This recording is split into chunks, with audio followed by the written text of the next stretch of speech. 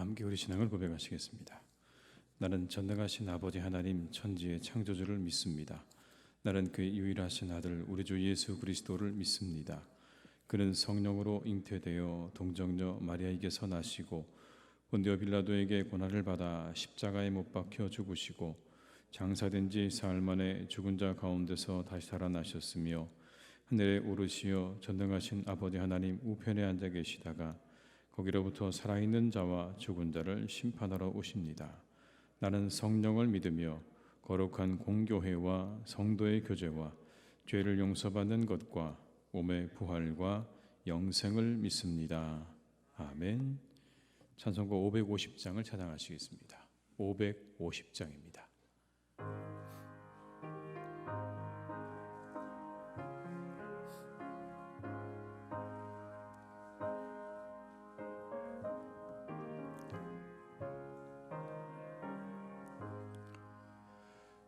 시온의 영광이 빛나는 아침 어둡던 이 땅이 밝아오네 슬픔과 애통이 기쁨이 되니 시온의 영광이 비춰오네 시온의 영광이 빛나는 아침 매였던 종들이 돌아오네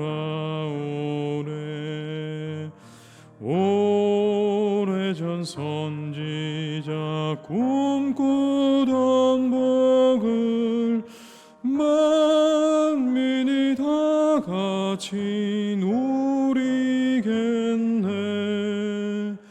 보아라 광야에 화초가 피고 말랐던 시냇물 흘러오네 이 산과 저 산이 마주 저울려 주 예수 은총을 찬송하네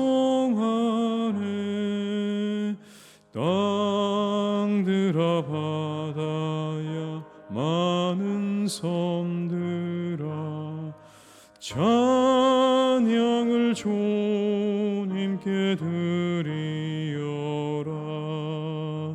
싸움과 죄악이 가득한 땅에 찬송이 하늘에 사무치 3절입니다.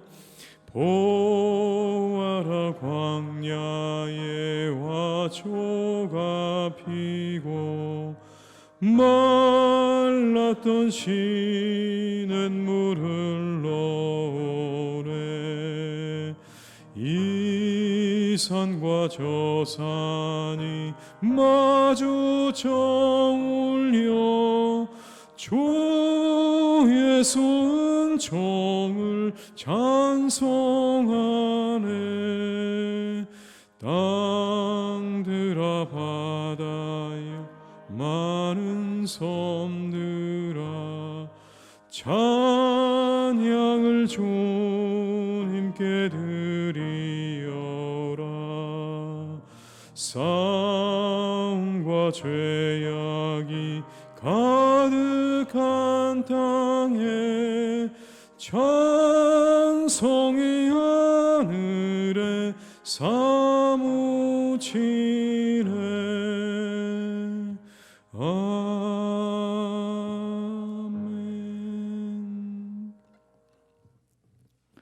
이 시간 하나님께서 우리 주신 말씀은 시편 134편 1절에서 3절의 말씀이 되겠습니다. 시편 134편 1절에서 3절의 말씀입니다. 시편 134편 1절에 3절의 말씀을 함께 봉독하시겠습니다. 보라 밤에 여호와의 성전에 서 있는 여호와의 모든 종들아 여호와를 송축하라. 성소를 향하여 너희 손을 들고 여호와를 송축하라. 천지를 지으신 여호와께서 시온에게 내게 복을 주실지어다. 아멘. 이 시는 성전에 올라가는 노래들이라고 하는 그 노래들의 마지막에 있는 노래입니다. 마지막에 어떤 대미를 장식하는 그러한 노래죠. 오랜 순례 여행 끝에 성전에 도착한 자의 감격스러운 찬양과 이들을 맞이하는 제사장과 레위인들의 축복이 어우러지는 그런 시편이 바로 이 134편이 되겠습니다. 1절과 2절에는 이렇게 밤에 성소에 선 무리들에게 여호와를 찬양하라, 여호와를 찬양하라 그렇게 권면하는 이야기가 나오고요. 이어지는 3절에는 여호와께서 너를 축복하실 것이다 라고 하는 제사장의 축복 기도가 나오고 있습니다. 여러분 1절의 말씀을 한번 같이 읽어볼까요? 보라, 밤에 여호와의 성전에 서 있는 여호와의 모든 종들아 여호와를 송축하라. 밤에 여호와의 성전에 서 있는 여호와의 모든 종들이라는 의미는 매일 아침 저녁으로 상번제를 드리라는 명령을 따라서 일몰 이후부터 새벽까지 성소에서 봉사하는 모든 제사장과 레위인들을 가리키는 말입니다. 제사장들은 저녁 제사를 드렸고 밤을 새워 제단 등불이 꺼지지 않도록 그 불을 지켰습니다. 레위인들은 곁에서 그 일을 도왔고 성전 골방에서는 찬양대원들이 제사의 진행에 따라서 찬양을 따라 불렀습니다. 이때 레위인들은 각각 자기가 맡은 자리를 지켰고 파수꾼의 대장은 그 성전을 돌아다니면서 점검하고 그리고 돌보았습니다. 세상의 모든 사람들이 다 잠들고 있는 밤이었지만 직분자들은, 이 성전의 일을 맡은 직분자들은 밤부터 새벽이 이를 때까지 그 모든 하나님을 향한 일들을 담당하고 있었던 거죠. 오늘 그들을 향한 이야기입니다. 그들이 그렇게 묵묵히 자신들의 사명을 감당하고 있는 것을 보면서 그들을 향한 애정과 사랑을 표현하고 있는 것이죠. 참 당신들이 귀합니다. 그리고 이렇게 권면합니다. 늘 깨어서 하나님을 바라보면서 하나님을 송축하시기 바랍니다. 여러분, 격려의 의미도 담겨 있는 겁니다. 항상 깨어서 하나님의 신실한 신앙을 유지하시기 바랍니다 라고 하는 그런 의미도 되는 것이죠. 우리가 해야 하는 일들, 반복적으로 성전을 지키고 돌보는 그 일을 감당할 때 하나님을 송축하는 마음을 잊지 마십시오 라는 그런 이야기이기도 합니다. 그냥 늘 해야 하는 일이니까, 늘 돌아오는 반복적인, 날마다 우리가 해야 하는 일이니까 그냥 반복적으로 그 일을 하라는 것이 아니라 거기에 하나님을 송축하는 마음을 담아서 늘 그렇게 하나님을 향해서 봉사하십시오라는 그런 이야기인 겁니다. 이어지는 2절에 더 그러한 내용들이 잘 나와 있는데요. 함께 같이 읽어보시겠습니다. 2절입니다. 성소를 향하여 너희 손을 들고 여호와를 송축하라. 성소를 향해서 손을 들고 하나님을 송축하라 그렇게 말하죠. 여기 손을 들라는 건 기도와 찬양을 드리는 자세를 의미합니다. 하나님께 기도와 찬양을 드리십시오. 그런데 정성을 다해서, 마음을 다해서 하나님께 손을 들어 올려서 그렇게 하나님을 예배하고 기도하고 찬양하라는 의미인 겁니다. 전심으로 하나님을 찬양하십시오. 손을 들어서 당신이 하나님을 향한 마음을 표현하십시오. 당신의 몸과 마음이 하나님을 향해 있다는 걸 온 몸으로 표현하면서 하나님을 찬양하십시오. 입으로만 찬양하지 말고 당신의 마음이 정말 하나님을 향해서 그렇게 향해 있다는 걸 하나님이 보실 수 있도록 손을 들어서 찬양하라 라고 하는 그런 요구죠. 이것은 아마도 이런 의미겠죠. 하나님을 예배함에 있어서 그 이름에 합당한 예를 표하라는 겁니다. 그냥 입만 중얼거리지 말고 손을 들어서 하나님을 찬양하라. 천지의 주관자가 되시는 하나님 앞에 내 손을 들어서 합당한 예를 표하면서 하나님을 찬양하라. 우리가 하나님 앞에 나아가 예배를 드리고 찬양을 드릴 때 항상 우리 마음이 하나님의 이름에 맞는 충분한 그런 경외와 감사와 그리고 존경이 있는지를 우리가 생각해 보아야 할 것입니다. 이 본문이 우리에게 그것을 말씀합니다. 우리가 그렇게 두 손을 들고 하나님을 찬양하는 것처럼 거기에 합당한 마음과 예를 가지고 하나님께 예배하고 찬양하고 있는가? 우리의 신앙적인 열정과 기쁨을 하나님께 온전히 표현하고 있는가 생각해 봐야 되는 거죠.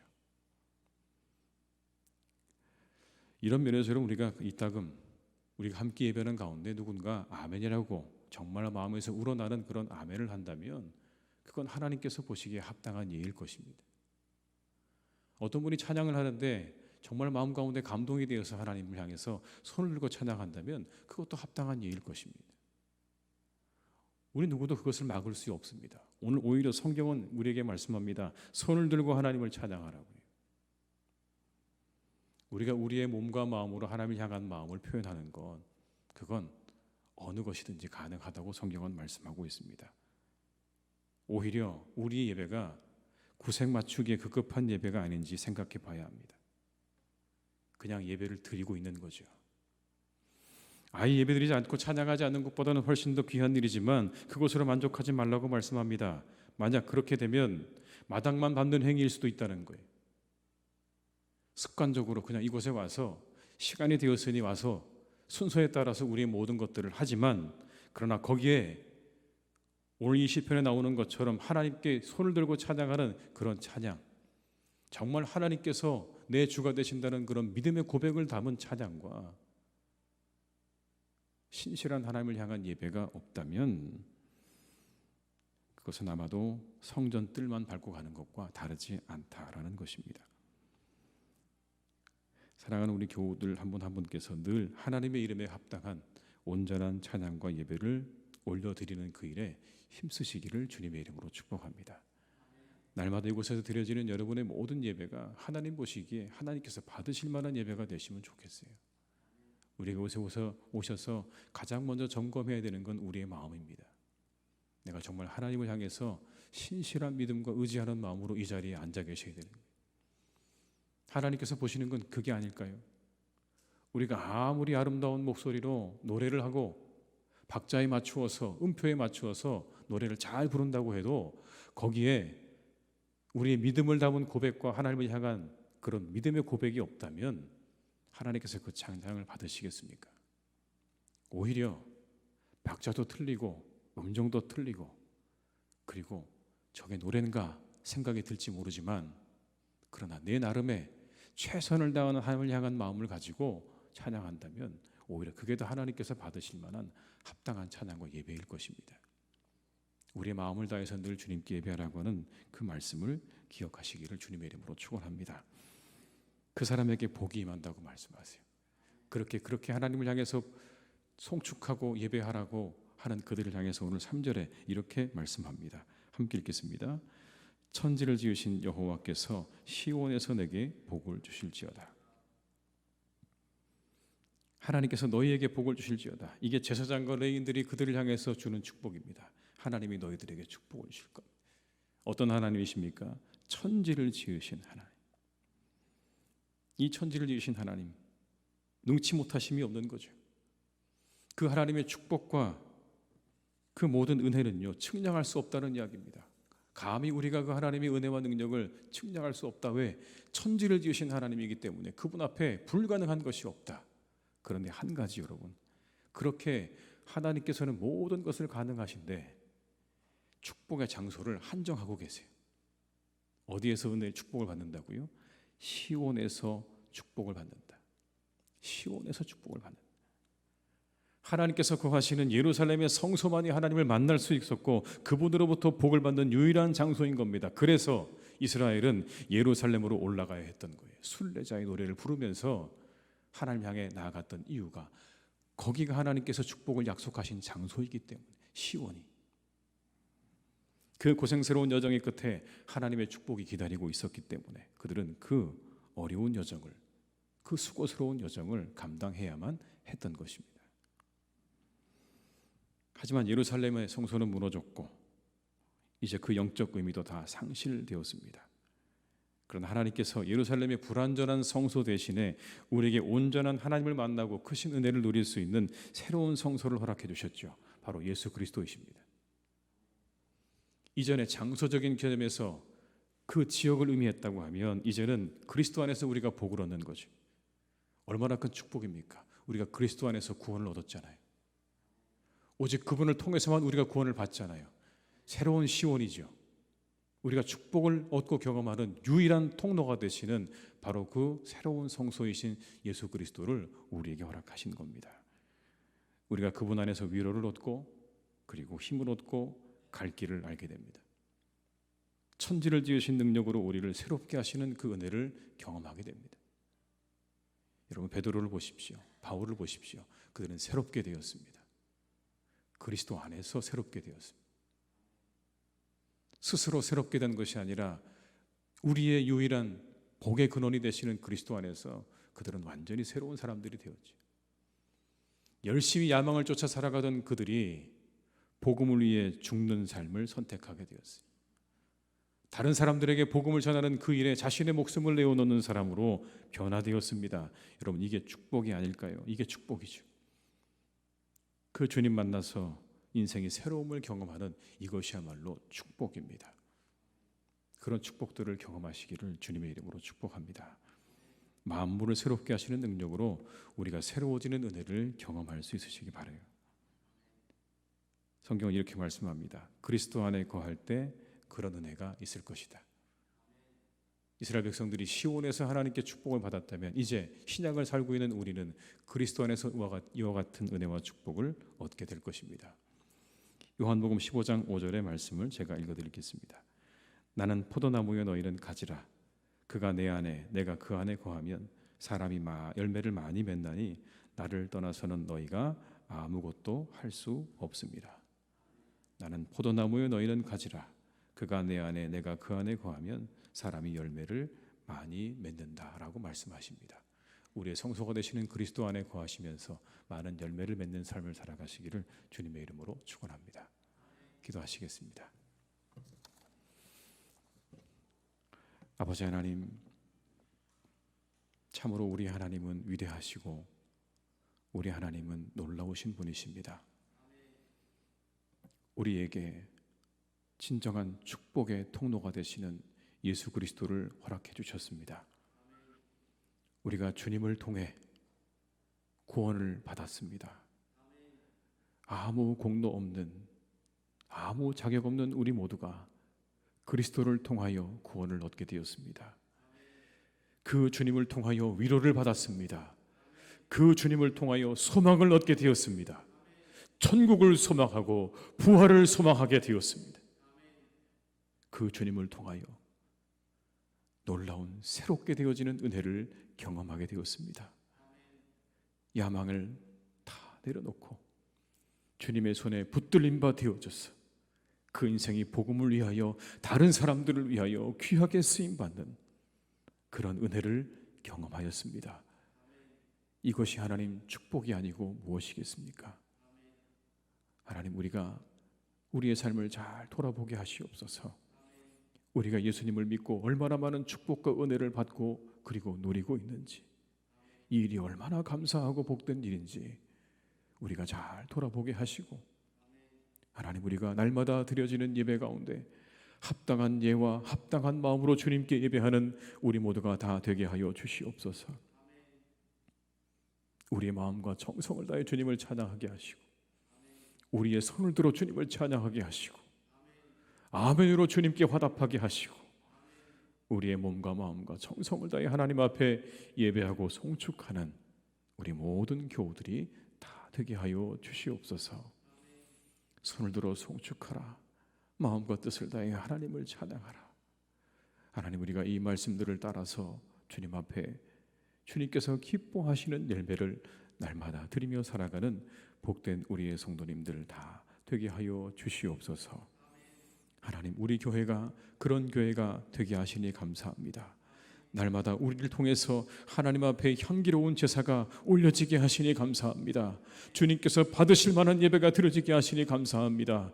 우리가 하나님 그렇게 주님 앞에 날마다 전심으로 예배하며 주님을 찬양하며 하나님께 나오는 그런 교회가 되게 하여 주시옵소서. 주님의 축복의 통로가 되기를 간절히 원합니다. 하나님, 우리 교회가 독축복의 통로가 되게 하여 주옵소서. 시온에서 축복을 얻을 것이라 말씀하셨던 것처럼 하나님의 우리 교회에서 축복을 얻는 은혜가 있는 교회가 되기를 간절히 원합니다. 이곳에 오는 자들이 복을 경험하게 하시옵소서. 은혜를 경험하게 하시옵소서. 아버지 하나님의 놀라운 능력을 경험하게 하시옵소서. 우리 교회가 그런 교회가 되게 하여 주시옵소서. 아버지 하나님의 은혜로 가득 차고 넘치는 복된 교회가 되게 하여 주시옵소서. 이곳에 하나님의 능력이 있고, 이곳에 하나님의 위로가 있고, 이곳에 하나님의 사랑이 있어 이곳에 오는 자마다 회복을 경험케 하여 주옵시고, 살아계신 하나님을 경험케 하여 주옵시고, 주님의 놀라운 능력을 경험하는 하나님의 복된 교회가 되게 하여 주시옵소서. 아버지 하나님, 그래서 우리 교회를 통하여 이 땅에, 우리가 살고 있는 이 땅에 생수가 흘러나가는 복된 교회가 되기를 간절히 소망하오니 주님께서 함께 하시고 우리를 인도하여 주시옵소서. 아버지 하나님, 우리 사랑하는 교우들을 한 분 한 분 하나님께서 지켜주시기를 원합니다. 참으로 우리 모두가 힘들고 어려운 시간들을 지내고 있습니다. 여러 가지 경제적인 문제가 또 하나님 우리 앞에 닥쳐오고 있습니다. 물가가 올라가고 금리가 올라가서 많은 사람들의 걱정과 염려가 점점 커지고 있습니다. 하나님, 이때 우리 성도님들을 주님께서 지켜주시기를 간절히 원합니다. 이 어려운 시간들을 잘 지낼 수 있도록 주님께서 함께 해주시기를 원합니다.